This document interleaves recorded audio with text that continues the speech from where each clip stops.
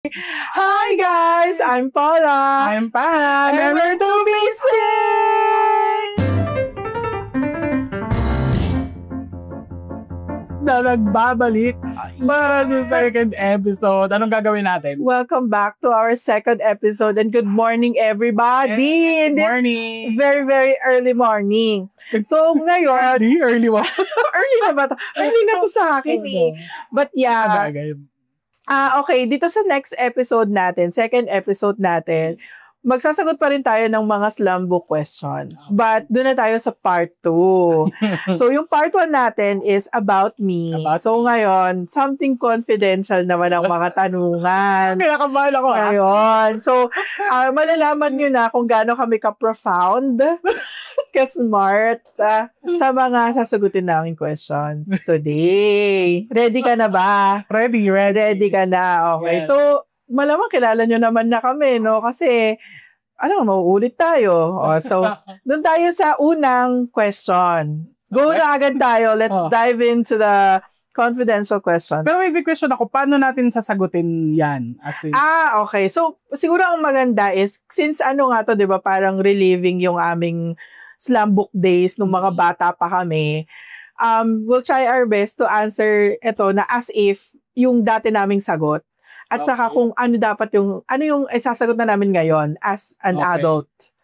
Or adult ba tayo?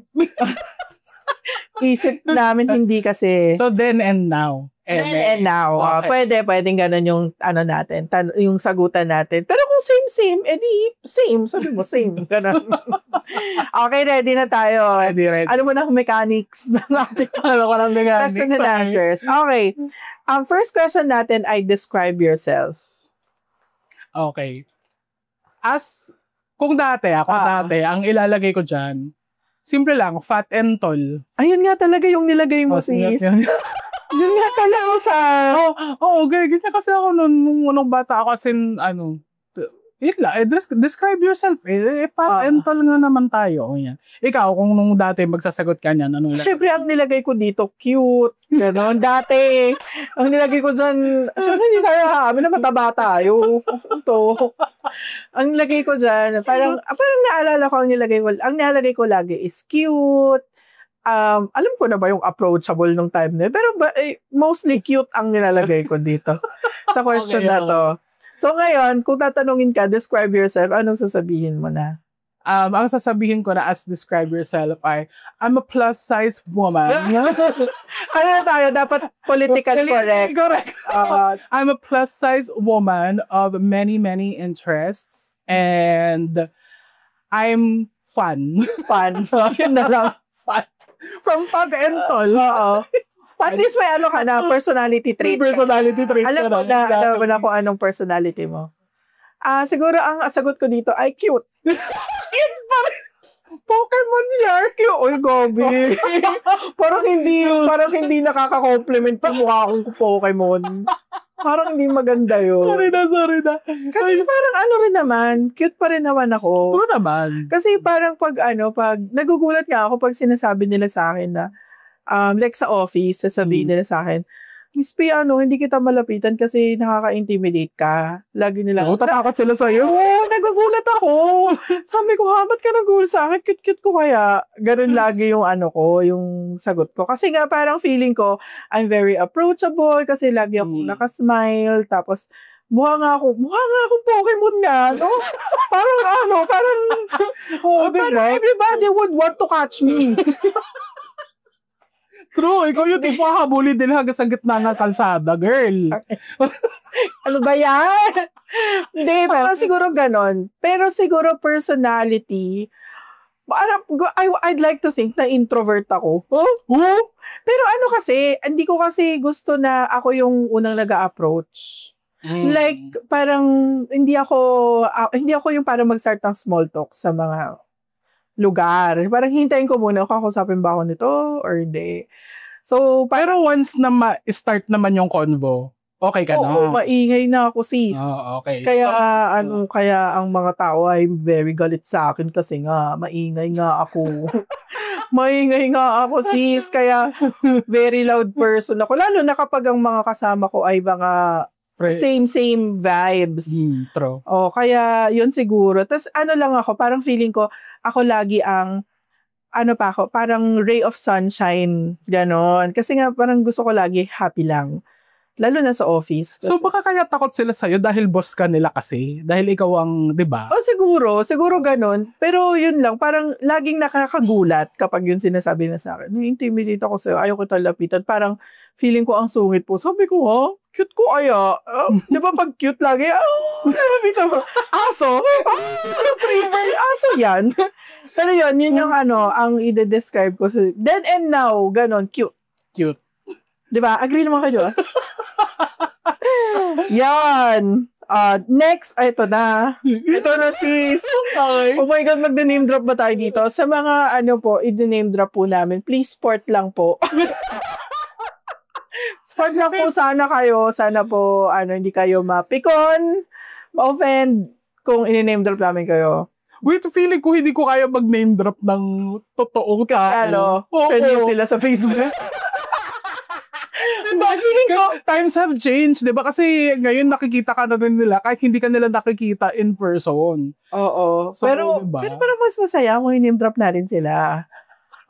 Bahala ka na kung anong ilalagay mo dito.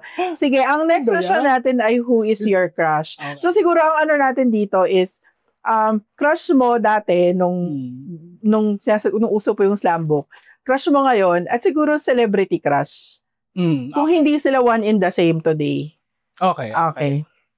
Dati, mag-start talaga sa celebrity muna. Ayun, pinagpapawisan ako. Pinakabahan ako dito sa ginagawa natin. Ang crush ko dati, celebrity crush ito. Uso kasi noon yung WWE, yung wrestling. Ewan ko kung mga batang wrestling din kayo. Pero kami kasi nung batang wrestling talaga kami. Alam mo, yung mga hindi alam yung wrestling, wala kayong childhood. As in, kung di nyo alam yung WWE, SmackDown and Raw, yun. Anong nangyari sa childhood nyo? Sige. Ayun, dahil nga uso nun ang Raw at SmackDown, ang crush na crush ko talaga nun, at I'm sorry, hindi si Dwayne Johnson. Si Dwayne Johnson later on in life ko na siya super. Si The Rock. Okay. Dati talaga, ang bet na bet ko ay si Chris Jericho. Consistent ka talaga, sis. Alam mo, i-validate ka kung tama yung mga sagot mo, ha? Pero tayo DTI representative dito mag-validate. Chris Jericho talaga ako nung time na yan. Si Chris Jericho po ba ang Y2K? Siya ba yun? Y2K. Walls of... Hindi. Anong Y2K? Hindi ko alam. Alam ko era yun sa 90s na... merong Y2K na something. Move? Wrestling move ba? Ang wrestling move niya ay Walls of Jericho. Walls of Jericho. Yung babalik na rin tapos, Okay. Ayan, i-research nyo na lang mga bata, Pero yun talaga, part talaga yan ng childhood dapat niyang wrestling na yan. Chris Jericho, celebrity crush. Dati, ang crush ko na hindi celebrity ay yung classmate ko na hindi ko napapangalanan kasi happily married na siya. Happily married na siya at meron na siyang anak. So, wag na tayong, Bakit? Kilala ko yan, no? Kilala mo yan. Starts with a J. So? Okay. So, alam na namin yun. Okay, wag na natin. Ayun, yun yung dati. Ngayon, celebrity crush. It's a tie kasi between The Rock, Dwayne Johnson, and Jason Momoa. O, di ba? Mahilig talaga ako sa mga gano'n. Si Khal Drogo. At saka si Aquaman. Si Aquaman din siya. Para kasi, si Dwayne Johnson ay si Black Adam. At saka si Maui. Sa Moana siya ngayon. Si Maui tsaka si Black Adam. Ayun. Ang aking non-celebrity crush ngayon ay aking office mate. Oh my God! Na hindi ko na rin papangalanan kasi siya ay happily din. Happily married. Hindi pa married. Happily attached siya. Ayun. Okay, may jowa. So, may jowa. And ayun. Kaya ko siya crush kasi ang smart niya. Tapos, super, sobrang very boy next door. Usually, hindi ako mahilig sa boy next door. Kita mo naman, di ba, Dwayne Johnson, Jason. Gusto ko yung mga dirty, yung mga malakatawan. Usually, ganun. Pero to kasi, si boy next door, ang nagustuhan ko kasi talaga sa kanya, very smart. May affinity ako sa ganun na yung kaya yung wavelength ko. Smart talaga. Profound yan.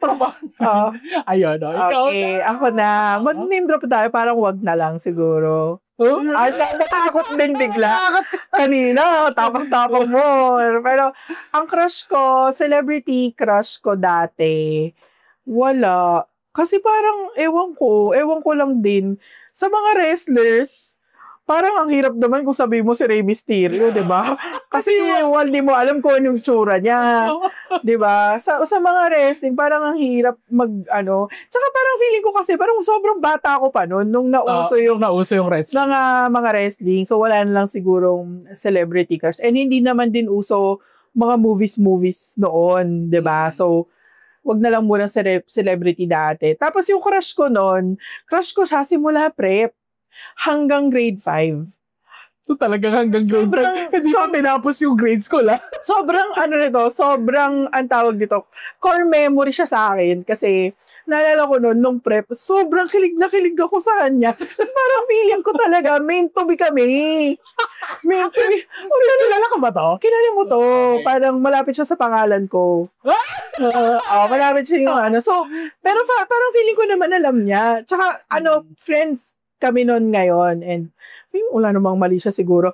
Tapos, parang core memory siya kasi naalala ko nung prep, hinihintay ko siyang umalis ng classroom. Tapos umupo ako dun sa upuan niya. Tapos kilig na kilig ako. Oh my God! Hindi ko alam yan, ha? Hindi ko alam yung moments na yan. Imagine mo prep to as in, hinihintay ko siya na umalis, tapos upo ako dun sa upuan niya, tapos nakilig na ako, tapos sobrang crush ko siya until grade 5. Tapos, parang yun yung first heartbreak ko kasi, nalaman ko, na-crush niya yung best friend ko. Ouch! Tapos, naging sila. Tapos ako pa yung nagtulay sa kanila. Parang, Pero din naman, parang, na-realize ko rin na, baka hindi yun yung role namin sa buhay ng isa't isa. Wow! Grade 5 na yun, ha? Pero hindi, parang ganon yung nangyari doon. Tapos, yun, parang iba na yung naging, hindi ko na siya crush pagkatapos noon. Pero tropa pa rin kayo, until na? Friends. Friends. Tapos, syempre yung crush ko ngayon, syempre dapat yung boyfriend ko, no? Pero dapat default naman ata yun. Kasi baka magkagulo pag uwi mo. Oo, pero meron din ako mga celebrity. Meron naman na siguro yan. Syempre ngayon, Park Seo-joon talaga. Oh my God. Park Seo-joon. As in. Tapos siguro yung mga ngayon, mga yung opa-opa na talaga. Tapos, actually, hindi na opa si PSG. Tito na yun di ba? Di ba sa older men, opa. Oo, yun tapos. Okay, yun pala yun. Sorry. Tapos, yung mga, like si Zoro, oh my God, si Makenyu. Grabe. Alam mo, sobrang naman talaga ang gwapo. Napunta pa ako sa, sa signing. Kasama ko yung boss ko. Baka pagpaano ka? Oo, kasi nakita ko sa harap-harapan. Sabi ko, thank you. Sabi niya, you're welcome. Grabe, sobrang wow. Hindi mo talaga alam kung doon mo mapapatunayan talaga na si God made us in His likeness talaga. Kasi grabe talaga. Ang pogi talaga as in. True naman. So, yun ang celebrity crush. Pero meron pang ibang in-between. Sa iba ko na lang ikukwento. Iba? Crush natin. Time check. 16 minutes. Okay. To go. Next. Ito na. Define love. Kung dati, sasagutin ko yan, ang ilalagay ko dyan ay yung mga cliche na love quotes dati na, love is like a rosary that's full. Tama na naman. Tama ka na naman, sis. Okay. Ayan. Pero ngayon, para sa akin, love is letting go. Oh. Totoo yan for me. Kasi para sa akin, yung highest form of love, giving freedom. Sa lahat na yan. Sa lahat yan. Okay. Sa lahat yan. So, pag mahal mo, kasi parang sa akin yun yung ultimate measure. Pag kaya mong pakawalan ng isang bagay, isang tao, yun talaga yung parang ultimate act of love for me. Although mysterious pa rin naman siya ngayon. Pero mysterious pa rin naman siya for me. Pero yun yung para sa akin talagang top tier, God tier act of love is letting go. Oh. Ayan.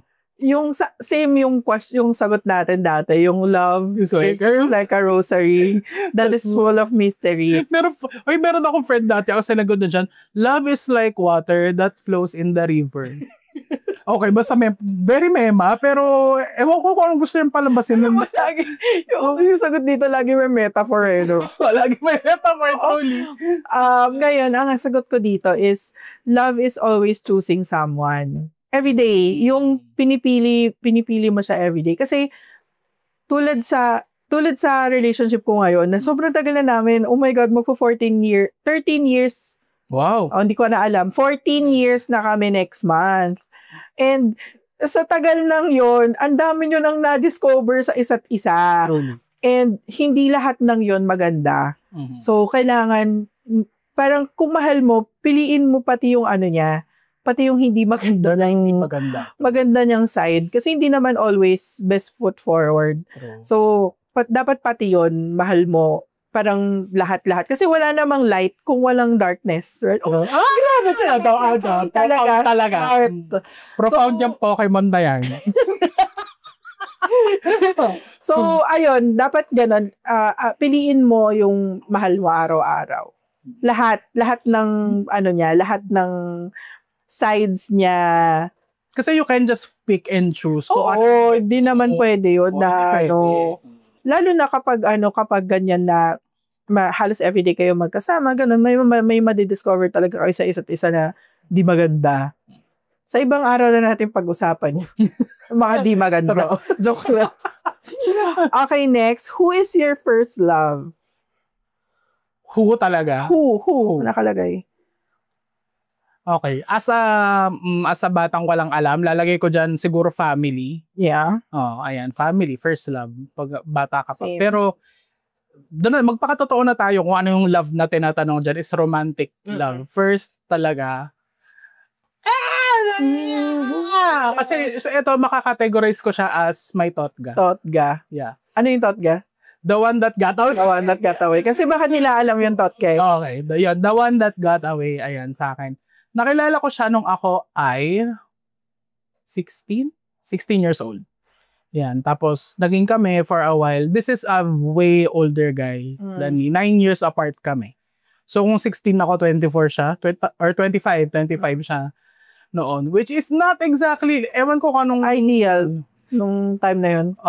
Hindi siya ideal nung time na yun at saka time. Ewan ko kung ano bang parameters ngayon ng statutory rape. Pero, masyado akong bata. Diba? Minor ako nun eh. Minor ako. And this person, na siya, marrying age na yun eh, yung 25, diba? So, ayun, mahaba yung kwento namin dalawa, pero masasabi kong siya yung totga kasi dun sa kanya ako talaga, ang measure ko kasi pag love, ganyan, yung safety, pag feeling safe ako sa'yo, like, wala akong itatago, ganyan, hindi ako matatakot ipakita yung pangit kung hindi ako takot maging pangit sa harap mo. Hindi ka takot mag-extra rice. True. Hindi ako takot mag-extra rice, mag-extra gravy, ganyan. Sa harap mo, yun, love yun for me. Well, just one of the things that love is for me. Ayun siya. Yun siya ang aking first love. Nagsisimula siya. Kanyang pangalan nagsisimula sa letter F. F. Yeah. Yung totoong pangalan niya. Kasi, yun. Ayun. So, hindi ko na alam kasi kung nasan siya ngayon. Wala siyang Facebook or hindi na siya Facebook, ganyan. Pero, shoutout sa'yo. You're my totga. You will always be. Yeah. Ayun. Same nung sa akin, kung before, syempre family ang ilalagay natin kasi wala pa naman tayong alam dun sa mga love. Tapos ang first love ko, I would say talaga yung boyfriend ko ngayon. Kasi matagal kaming, tino mo, 14 years na nga kaming magkakilala. Pero before that, kakilala ko na talaga siya before. I mean, parang nag-break kami for 4 years. Tapos naging kami ulit. Wow. Parang hindi kasama. Sweeter the second time around. So parang around 20 years ko na siyang kilala. Halos more than kalahati ng buhay ko. Kilala ko siya. So parang yun. Parang feeling ko siya naman. Tsaka talaga ba? Makahanap pa ba ako ng iba? Girl, 32 na 33 na ako eh. Ayoko na maghanap. Ayoko nang pag magde-date ako, hindi ako makaka-extra rice. Kaya sabi ko, pamantayan talaga yan. Yung pag nakapag-extra rice ka, haharap. Love na yan, please. Unang pakawalan yan. Next, describe your loved one. Yung today na lang siguro. Kasi paano mo naman describe yung family? Ito po, family. Part ng family. Ayaw ngayon na lang. Wala akong loved one eh. Single. Single. With no loved one. Wala. Sige, wala siyang i-describe. Ako, siya ay, matangkad. Siyempre, pogi din naman. Yeah. Pogi din naman yan siya. At saka very masipag sa bahay yan. Mm-hmm. Ayun. Tsaka funny din yan. Nung nakilala ko siya, conversationalist siya. Ngayon, ayaw na akong kausap. Ayan, pero yun talaga. Siyempre, 14 years na kayo nag-uusap. Hindi, yun ang parang, yung laging, common sa mga crush ko, yung mga matatangkad talaga. Mm-hmm. Kasi matangkad kami, ang hirap talaga. Ang hirap. Tsaka lalo na, plus size, pa kami, women pa kami. Tapos, namin, di ba? No hate sa ating mga short kings. It's just that, ang hirap po, basta po. Sabi, pero wala po kaming gustong iparating doon. Pero, yun lang po. Matangkad po yung loved one ko. Okay, balik na tayo dito. Next, where and when did you meet? Yun na lang sa yung thought mo na lang. When and where? I love this story kasi nagkakilala kami niyan. Dati, ang bahay namin ay, katulad nga na sinare namin last time, tagid talaga kami, tagigan niya kami. So, doon sa street, kung nasaan nandun yung bahay namin, parang early 2000s, merong nagtayo ng building doon sa tapat ng bahay namin, commercial building. So, for the parenta doon ng mga kung ano-ano, merong motor trade doon, ganyan. Tapos, merong nagtayo ng bilyaran doon. Doon ko siya nakilala sa bilyaran. Kasi siya yung bantay ng bilyaran. At kasi noong time na yun yung era namin na mahilig kaming mag-billiard. Pero dahil ata din doon. Dahil doon kasi nagkaroon ng bilyaran doon sa tapat natin. Kaya parang nahilig din tayo mag-bilyar. Oo. Hindi kasi tsaka si daddy noon. Di ba si daddy nihilig siya na yung daddy kasi namin nun, mahilig din siya mag-try ng kung ano-ano. Nag-golf yan, bilyar, nag-table tennis, nagsabong pa nga yan siya. Diba? Yun. So kami, except for the sabong, try din namin yung makatas niya dati. Tapos yung pinaka-nakiligan ko dun is yung billiard talaga kasi hindi ako pang table. Yung reflexes ko, hindi pang table tennis, ganyan. Sa golf naman, ang gusto lang natin dun yung clubhouse. Yung clubhouse. Habang driving range yung tatay namin, mega kain kami ng clubhouse. Sa kami, kunyari magpapaturo kami mag-driving. Pero hindi, clubhouse lang gusto namin doon. Gusto lang namin kumain doon sa range. So yun, yung billiards talaga yung nagustuhan ko. Tapos yun, since nasa tapat lang siya ng bahay, so araw-araw ako nandun, ganyan. Merong time na ang tawag nila sa akin doon, hustler. O andyan na yung hustler, ganyan. Pag sinabi nilang hustler ka, as in magaling ka mag-bilyar. Tapos pag kasi, nung time na yun, wala masyadong babae na nagbibilyar. Kasi ang nakatambay doon, mga lalaki. Na yung tipong mga galing pa sa work na karamihan mga construction worker, amoy amoy araw. Tapos doon sila iinom, doon sila parang after work bonding nila yun. Tapos ikaw na babae, na ano lang ba ako noon, high school lang ako noon. Na pupunta ka doon, tapos 'di ba sila yung hahamunin mo magbilyar, talagang tapos matatalo mo sila. Yun, hustler. Tapos yun, dahil siya nga yung bantay doon, ganyan. Alam mo ang history pa nga nun, hindi talaga siya yung crush ko doon. Ang crush ko doon, yung anak nung anak lang may-ari na mas bata sa akin. Tapos, as in isip bata pa siya, as in wala siyang crush, ganyan. Pero, kasi ilan taon lang siya noon? 14, 15, ganyan. Ganyan. Tapos, diba? Parang pa yun, medyo bata pa yun na Yun, siya talaga yung crush ko noon. Tapos, ayun, since hindi naman niya ako pinapansin nung bata at yung mas matanda, yung laging nandun, lagi ko nakakausap. Ganyan, ayun, doon na-develop. Okay. Ganyan. Okay. Ayun. Ang sa akin naman, barkada siya ni Kuya. Barkada siya ni Kuya. Sila, nung time na yon uso yung mga banda-banda. Tapos nahilig si Kuyang mag-band. Tapos yung mga barkada niya doon sa lugar namin sa Taguig is yung mga kabanda din niya. Okay. Tapos, yung bahay kasi namin, parang parang yung bahay namin doon sa Taguig, imbis na kami yung lumabas para maglaro, yung mga kalaro namin yung pinapapasok namin doon sa bahay namin.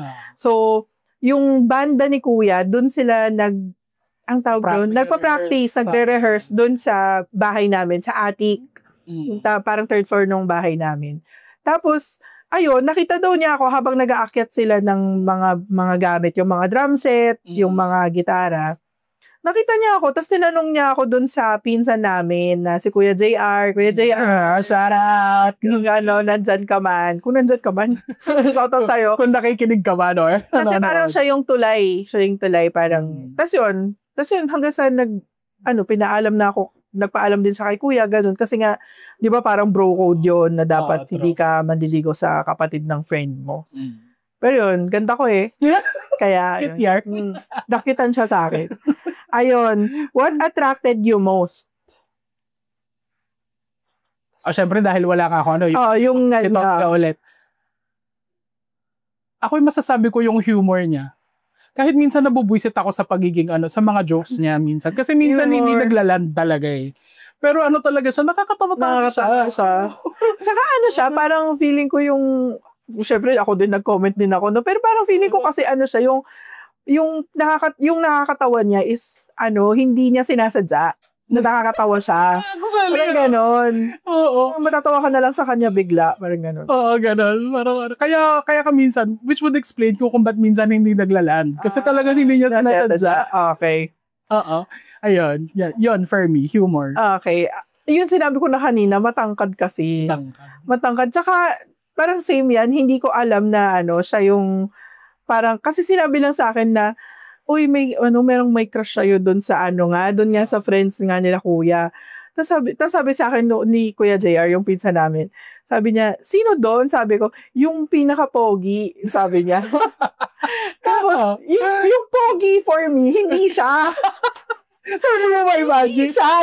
Kumbaga yung nasa isip ko na pinaka-pogi, hindi siya. Okay. Tapos sabi niya, hindi yan yung may gusto sa'yo. Etong isa. Yun si Kit nga. Tapos yun, parang eventually, parang pumogi din naman siya. Kasi nga, siya, matangkad. Tapos siya, lagi siyang, malinis kasi siya sa katawan niya. Tapos, lagi siyang always mabango siya. Lagi siyang mabango. Kaya, parang, lakas makapogi nun, guys. Oo, yung as in, siya, never siyang, saka hindi siya dugyot na tao, as in. Kaya, yun siguro yung naka-attract din. Yun. Unforgettable date and place. Hindi naman kailangan romantic yan, no? Hindi naman siguro. Okay. Unforgettable date and place. Marami yan, pero for me, ang masasabi kong, hindi ko na masasabi yung date exactly, pero para sa akin, yung pinakamasaya, pinaka-memorable, yung nag-Hong Kong tayo as family. Oo. Tama din naman. Kasi parang yun na yung first and last na kumpleto kami. Very core memory siya. Oo, very core memory. Kasi parang matagal na siyang pangarap, 'di ba, sa atin as family nung time na yun. Na magtravel lang lahat tayo magkakasama. Pero nung time kasi na yun, medyo may sakit na si Daddy. Although hindi pa namin alam. Hindi natin alam. Hindi namin alam na may nararamdaman na siya nun. Pero dinala niya kami talaga sa Hong Kong. Tapos doon talaga, para kaming naalala ko, core memory sa akin yun, kasi parang drill sergeant doon si Daddy, na pag naglalakad tayo tumabi kayo, keep right. Yan. Disiplinado kami kasi, si Daddy mahilig mag-observe ng mga tao-tao, diba? Tapos doon nakikita niya, may nakikita ba kayo na mabagal maglakad? Wala, bilisan niyo din, ganyan. Yan. So, which sa Hong Kong, which is true. Well, sa Hong Kong naman, na-enjoy naman namin kasi maganda din yung travel agency, in fairness. Kahit na feeling ko medyo tinaga tayo nun dahil for the picture kahit saan din. Si Kuya. Tapos, ayun, pero masaya. Core memory talaga yun kasi super family bonding talaga. I think yun yung last bonding na kompleto kami, nandun si Mommy, Daddy. Then, although may mga sumunod pa naman after nun, pero yun talaga, syempre, iba yun kasi nandun si Daddy, kompleto kami. Ayun. Siguro, din yan, isa rin yan sa, top, na core memory, most memorable. Kasi, first time namin mag-plane, lahat ang daming first. First time namin mag-plane, mag-travel abroad. Tapos kasama namin lahat, maski yung lola namin, kasama namin si nanay. Yes. Kasama namin si nanay. Tapos, imaginein mo, ganun nanay, lola, naglalakad siya sa Hong Kong. Diba? Mas mabilis pa siya sa amin maglakad po. Tapos kami, tsaka talaga, masaya talaga din mag-travel kasama ang family pag hindi ko yung nagbabayad. Hindi ko, di Diba? Kasi So, lahat ng tourist attraction na puntahan namin, tapos ang dami naming memorabilia, true. parang binunan kami ng mga pendant ni Daddy, mga gold na pendant. Yan. So parang ano siya, core memory talaga. Pero yung isa din sa mga happiest moment, ano ba, most Memorable. unforgettable siguro and happiest moment is syempre nung nung gumraduate ako. Kasi ano yun parang feeling Struggle ko. is real sa'yo. Oo, as in talaga, sabi ko, ang dami kong pinagdaanan ang daming nangyari nung college, as in, tapos parang sobrang gustong-gusto ko nang gumraduate kasi gusto ko nang pahintuin si mamang mag-isip ng mga pag-tuition, ganyan, and feeling ko nung gumraduate ako, parang chance ko na yun para hindi na mag-isip si mama. Kasi yun, mama, yun talaga, parang feeling ko, yun yung yung start, yun doon pa lang nag-start yung buhay ko. Parang ganun. Kasi real world na yun after nun. So, happiest and most unforgettable talaga yun din talaga. Yun. True. Next. Nasa dulo na tayo, di ba? Medyo malapit na. Ayan, kasi medyo time's up na. Pero okay. Ang next is, who was your first kiss? Oy! First si Totga. Ay, si Totga. Si Totga pa rin yan. Anong age yan? 16. Naku, lagot ka kay mama. Mama naman, 30 na kami. I mean, hindi naman kami, okay naman ang kinalabasan namin, ma. Okay. Ang first kiss ko ay si Kit. Si Kit din. Si Kit ang first kiss ko. Very meant to be talaga. Hindi ko na rin maalala kung ilang taon na ako nun, pero siya ang first kiss. Okay. Happiest moment. Parang same lang yan din. Same lang yung kanina. Pero sige, for the sake of the convo na lang, share tayo ng isa pang happiest moment. Happiest moment nung na-publish ako, like official. Ay, oo nga. Yun talaga, as in sobrang, alam mo yun, before nung launch ko, nasa CR ako, umiiyak ako, hinahanap ako ng publisher ko, nasa na si Pan, ganyan. Oh. Kasi hindi talaga makapaniwala. Feeling ko, kahit nung nasa stage na ako, parang shit, parang hindi to totoo. Ganon yung feels. Kahit nung makauwi na ako, ganyan yung sales report na sa akin na ang dami kong nabenta ng libro. Parang sabi ko, parang hindi pa rin totoo. Actually, meron pa rin mga times ngayon na feeling ko hindi totoo. Pero pag nakikita ko yung book ko, ganyan, nakikita ko yung mga posts about the book, ganyan. Sobrang Iba talaga. Iba yung feeling. Okay. Dream come true kasi. Dream come true, exactly. Oo. Ako, happiest yung mga moments in life ko talaga is pag, ewan ko siguro, hindi ako favorite ni mama, pero favorite ko siya. Hindi ako favorite ni mama eh. Hindi mo kasi hindi favorite. Hindi, walang may favorite sa akin. Hindi yung pag every time nabibigay ko yung mga mga kailangan at gusto niya. Ngayon sa buhay niya. Kasi siya, si mama yung hindi siya hihingi. True. Never siyang humingi sa mga anak niya. So, pag pag humingi siya and pag alam ko na gusto niya or mayroon siyang kailangan, pag nabibigay ko, happy talaga ako. Ma. Pero yan. Anong gusto mo? Anong gusto mo? Ito na, most embarrassing moment. Well, marami. Pero masasabi ko, isa sa mga talagang tumatak sa akin, yung napalabas ako ng classroom ng 3rd year college na ako. O, diba? Hindi ko kaya. Ingay ka? Dahil wala akong assignment, girl. Alam mo kung bakit? Kasi nag-inom ako the night before. Okay. Very responsible. Ako. Tapos alam mo kasi, yung pinakamasakit dun, alam mo yung sinabi ng prof namin, o tignan nyo yung class president nyo, nasa labas, nakakahiya. Oh my gosh! Hindi ko yun narinig kasi by that time, nakalanas na ng classroom. Pero kunento sa akin ng tropa ko. Yung, girl, sabi ni sir ganito, yan, grabe naman kayo sa mga class president. Di naman po kami perfect. Kasi meron din akong prof na ganyan. Kasi lagi akong late. Kasi ang aga-aga, sis, alas 7. Yung president nyo laging late. Ayun, hindi ako pumasok sa class. Ayun na ang sagot mo. Ang most embarrassing moment ko siguro, madami yan. For sure, yung pag nadapa ka, embarrassing na yan siya. Siguro yung pag kapag nako-caught off guard ako sa mga meeting, yun. Feeling ko, yung sa mga meeting na sa work. Sample. Like, for example, di ko alam. Merong isang example na lumipat ako ng ibang team. Tapos, dun sa team na yon, parang meron kang ipepresent na something. Girl, 2 weeks pa lang ako or 1 week pa lang ako nasa team na yon. Tapos merong isang someone sa US, sabi niya, parang wala kasi yung magpe-present nung deck. Parang na-disconnect siya or something, merong nangyari. Tapos parang naghahanap ngayon ng magpapresent ng deck. Okay, so Zoom meeting to? Zoom meeting. Tapos sabi niya, nandito si, Paula's here, Paula can present. Sabi gano'n. Sabi ko, hala, first week pa lang ako nandun. Tapos hindi ko alam yung laman ng deck. Tapos sabi ko na lang, this is also my first time seeing the deck. Sabi ko gano'n. Tapos sabi niya, this is the same deck we present every quarter. Sabi yung gano'n. Di ko siya napatawad hanggang ngayon. Nung nag-visit siya sa Manila, di ko siya pinansin. Ganon tayo ka-petty. Petty.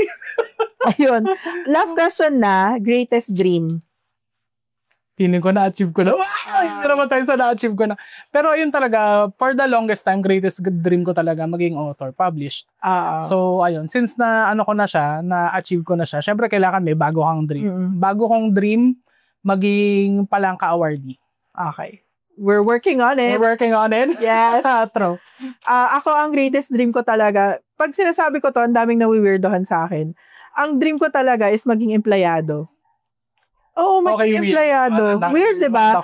Kasi laging sinasabi, dapat hindi ka yayaman kung empleyado ka lang. Ganun. Which is true. True din naman. Pero, kumbaga ako kasi, hindi ako risk taker eh. Parang I'm not built para gumawa ng business sarili ko. So, ang gusto ko lang maging empleyado, magtrabaho sa isang skyscraper na pag naglalakad ako, tumutunog yung takong ko. Ganon ang dream ko. Which is, I'm living the dream na ron. Hindi nga lang siya skyscraper kasi 4 floors lang siya. Pero wait lang, papunta na kaming BGC next year. Ayan, baka so, yun na ang natin. Okay, last portion. Message to each other na lang. Message to each other, ayan. So kung dati, share lang namin sa inyo, dyan sa mga message sa may-ari ng slam book, meron kaming mga acronym dati na kung saan nauso yan. Basta nababasa ko lang dati ang mga nagsifill ng slam book ko. Yung for example, yung Japan. Just always pray at night. Tapos meron pa yung Italy. I trust and love you. Ganyan yung mga sinusulat natin ng mga Pero message to each other na lang. Sige. Dear Paula. Alam na to. Eulogy. Hindi ako gagawin. Message. Dear Paula, thank you for everything. Ganyan. Thank you for doing this podcast with me. Ganyan. I hope this will be like a long time project for both of us. At sana ikayaman natin. Sana talaga. Oh, Lord. Yumaman ka po. Foundation po ng parents namin na maging artista kami. So, actually, yan. Kaya, ayun, I hope this will last for a very, very long time. Maging lucrative siya eventually sa atin. And thank you for being the ate when I came. And I couldn't be sa sa ibang episode na yun. Pero, yeah, may ira na ganun. And never ever change. Change for the better. Change for the better. Hindi na pala. Change for the better. Ayan. Italy and Japan. Nakakainis. Kung dating message to, please don't forget about me. Yung mga ganda. Bakit mo naman ako makakalimutan, sis? Kapatid ko, sis. Pero ang message ko sa'yo, ate, is tulad ng lagi kong sinasabi sa'yo, dapat ikaw ang unang maniwala sa sarili mo. Kasi ganyan siya. Di yan siya naniniwala sa sarili niya. So, ayun, maniwala ka lagi na kaya mo. Tulad niyan, kung hindi ka naniwala na kaya mong magsulat at maging published na tao. Hindi yan. Published na author. Hindi yan mangyayari. So, ayun. And thank you for realizing na may hangganan ng pagiging ate ko. Hindi, naman yan sila. Kahit na lagi nila sinasabi na ampon ako nung bata ako, lagi nila akong sinusupport din sa mga gusto kong gawin sa buhay ko.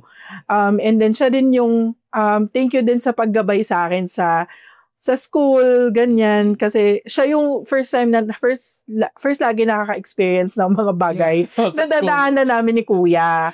So, yun. Thank you sa mga advice mo, ganyan. And thank you for holding on. Kahit na ang hirap-hirap ng mga pinagdaanan mo sa buhay mo. And, ayun, sana happy ka. Sana maging masaya tayong lahat. And, Yes. I can't wait for kahit na kasi parang ang sa akin lang, gusto ko lang talagang ma-share yung lahat ng pinagkukwentuhan natin. Kung hindi to maging lucrative, pero syempre bonus na yun. Lord, di ba? Pero yun, gusto ko ma-share to, kaya thank you din na in-initiate mo to. And ang daming taong nag-work behind this. Ang daming tao, isa lang yun, si Kuya lang yun. Yung producer natin. Ayun, yun ang message namin sa isa't isa. And ayun, nakaka-happy. And our slam book series. Dalawa lang. Slam book series. Ang second episode natin. This ends our second episode. So, see you sa next. With that, see you na lang sa next. And I hope na-enjoy nyo yung slam book series. Yes. At kung makakakita kayo ng ganito sa online, hindi ako sure kung meron pa eh. Pero for sure, meron kayo makikita sa Shopee or sa Lazada.